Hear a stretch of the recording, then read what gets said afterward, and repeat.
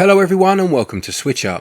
In today's video we are going to have a look at a new Metroidvania which has just released on the Switch, the 30th of November to be precise, called Astronite. Publishers of the physical version, Funstock, have asked if we would give the game a go and see exactly what it's all about, as well as giving you a look at the physical copy of the game itself, so that's exactly what we are going to do, and thank you to Funstock for sponsoring this video. So what exactly is Astronite? Well, let's find out.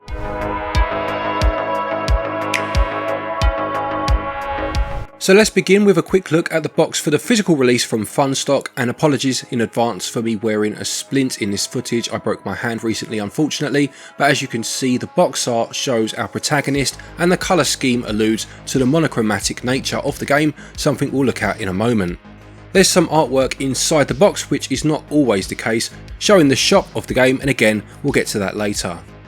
The story begins with the inhabitants of the planet of Heplia being forced to leave their home after an unknown entity is discovered in the planet's core and becomes self-aware.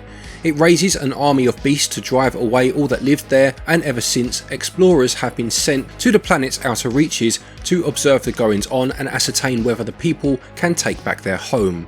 One such explorer encounters ship trouble on his mission and plummets to the planet's surface, and it's here that your adventure begins. So in terms of gameplay, Astronite is a Metroidvania, as I mentioned briefly earlier. You'll begin with a full roster of powers and abilities before having these taken from you shortly after your journey begins. It's a good way to strip you back to a more vulnerable state seen in games of the past such as Metroid Fusion, as you now have to survive with little to no abilities before recovering them and slowly building yourself up to a more formidable opponent to the hostile inhabitants of the planet. Generally, these abilities will now be in the possession of a boss of some description, and you must locate these and claim them back. These include your blaster and a dash move that allows you to boost across large gaps, and as you begin to collect these, you will find that areas which were previously inaccessible can now be ventured into. As well as this, you'll also find power-ups scattered about which could help boost the range of your weapon or give you another health point for example, and you'll certainly need these as Astronite is a pretty tough game. You'll be exploring the depths of the planet and the enemies won't be giving you a free ride, that's for sure. Make good use of the save points that you encounter on your travels and the teleportation stations which basically act as fast travel points, taking you across the map to any other stations you have unlocked thus far. As well as platforming sections, there are also some puzzle based areas to solve. These could be environmental based or revolve around clues or patterns found within your location. The level design is very tight and you'll find yourself referring to your map often in order to find routes that you haven't yet tried or to retrace your steps after a death and restart from a save point. On top of this, you will gain access to a shop soon into the game, and here you can buy a few other items to assist you with your quest in the form of modules from your suit that the shopkeeper has retrieved and is now cheekily selling back to you. One of the first that you'll want to pick up is the aforementioned map module, although money is no use here as the currency of choice is the essence of dead enemies. Killing an enemy will see them drop this essence and you must collect it to trade with the shopkeeper. Die though, and all of the essence, known as Shipurti if I am pronouncing that correctly, will be left at the spot of your death, and you'll need to make it back to this point and reclaim it, as dying again before managing to do so will see it gone forever. This adds that risk reward element found in games such as Dark Souls, or more appropriately in this case Hollow Knight. In terms of controls, things are kept simple with the D-pad used for movement, minus bringing up your map and your powers and abilities assigned to the face or shoulder buttons as you gain them. Controls feel tight and the protagonist has a decent weight to their character, not feeling overly floaty when jumping.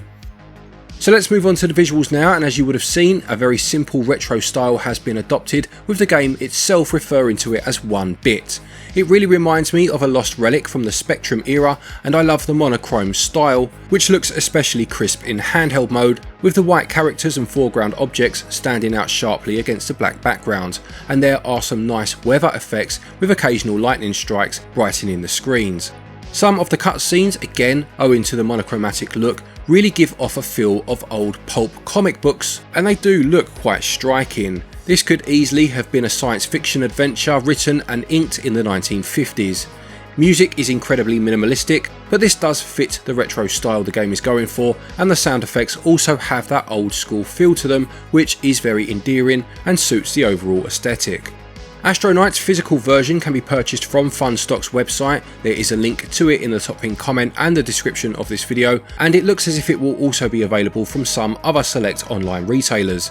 It's not a particularly long game, although your time with it will differ based on your skill level. As I mentioned before, it can be fairly tricky at times. It will depend on how much content you like for your Metroidvanias, but I've always been about those shorter, more concise experiences in this particular genre, and this is absolutely ideal in that respect.